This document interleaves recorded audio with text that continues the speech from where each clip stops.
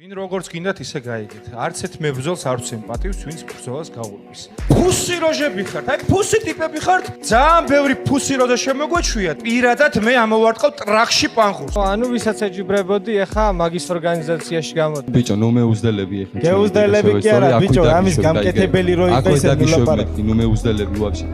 ბიჭო, დამიშვებ კი არა თავს. როცა არ კბენ, ნუ მკბენ 2-2. ხოიც საიდანაც დაიწყო ეს თითო და 2-2. რახან შენ არ დამანები თავი. ეხა მე ვიცი აწი როგორც უნდა გავაქცევ. ტები გაქვს ბევრი დახატული და უბრალოდ ფაქტი აღვნიშნე. ნახატები რომ აქ თან ნახატი ნახე. ვარ. როგორ? ნახატები რომ აქ ნახატი ვარ. ისე მოიცა, ნუ დაიწყე რა, ძალიან გავაფრთხილეთ ყველა რომ ლუკა იობაშვილს დაუთმოთ. გაგიყვანთ იცოდე დარბაზიდან. რა წამოყვირებებს არ ვარ. რა ხდება აბა რა გაიარე, მეორე თუ კარ ამ დაგაბრუნა ბიჭო. თან +2 რაუნდი.